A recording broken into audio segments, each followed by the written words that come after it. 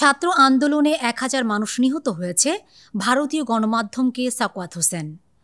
বাংলাদেশে কোটা সংস্কার আন্দোলনে সহিংসতায় ১,০০০ মানুষ নিহত হয়েছে, এমনটা জানিয়েছেন অন্তর্বর্তীকালীন সরকারের সদ্য সাবেক স্বরাষ্ট্র উপদেষ্টা, বর্তমান পাট ও বস্ত্র উপদেষ্টা ব্রিগেডিয়ার জেনারেল অবসরপ্রাপ্ত এম সাকওয়াত হোসেন।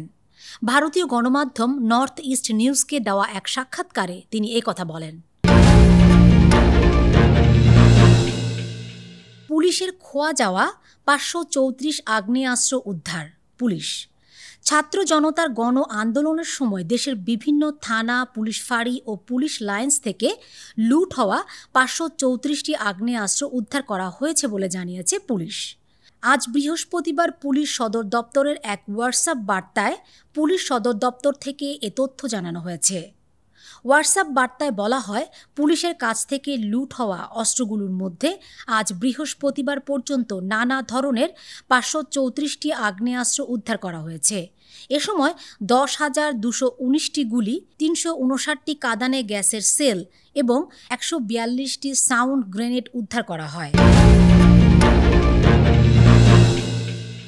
বিয়ের পরদিন সড়কে প্রাণ গেল তরুণের, সঙ্গে নিহত আরেক বন্ধু। নরসিংদীর মনোহরদীতে পিকআপ ভ্যানের সঙ্গে মুখোমুখি সংঘর্ষে মোটর সাইকেলের আরোহী ২ তরুণের মৃত্যু হয়েছে। গতকাল শুক্রবার সন্ধ্যা ৭টার দিকে উপজেলার হেতেমদি সাগরদী আঞ্চলিক সড়কের মহিষাকান্দি এলাকায় এ দুর্ঘটনা ঘটে।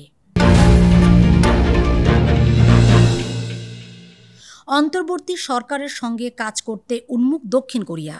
শান্তিতে নোবেলজয়ী অর্থনীতিবিদ ডক্টর মোহাম্মদ ইউনুসের নেতৃত্বে গঠিত অন্তর্বর্তী সরকারের সঙ্গে কাজ করতে চায় দক্ষিণ কোরিয়া। দক্ষিণ কোরিয়ার পররাষ্ট্র মন্ত্রণালয়ের মুখপাত্রের এক বিবৃতিতে কথা জানানো হয়েছে। মুখপাত্র বলেন, অন্তর্বর্তী সরকার বাংলাদেশে দ্রুত শান্তি ও শৃঙ্খলা ফিরিয়ে আনবে বলে আশাবাদী দক্ষিণ কোরিয়া। কোরিয়া বাংলাদেশ সম্পর্ককে এগিয়ে নিয়ে যেতে অন্তর্বর্তী সরকারের সঙ্গে কাজ করার জন্য উন্মুখ দক্ষিণ কোরিয়া।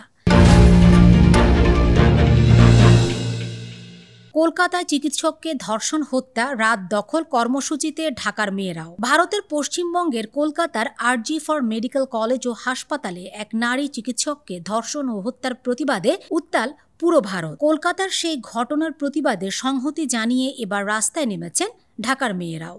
শুক্রবার রাত দখল কর্মসূচি পালন করেন তারা। শুক্রবার রাত 10টায় ঢাকা বিশ্ববিদ্যালয়ের সন্ত্রাস বিরোধী রাজু ভাস্কর্যের পাদদেশে নারী শিক্ষার্থীরা মিছিল নিয়ে জড়ো হন।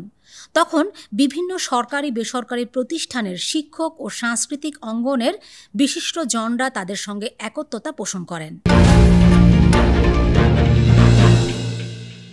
ইয়েমেনে আত্মঘাতী হামলায় 16 সেনা নিহত। ইয়েমেনের আবিয়ান প্রদেশে একটি মিলিটারি চেকপোস্টে আত্মঘাতী বোমা হামলার ঘটনা ঘটেছে। এতে অন্তত 16 সেনা নিহত হয়েছেন।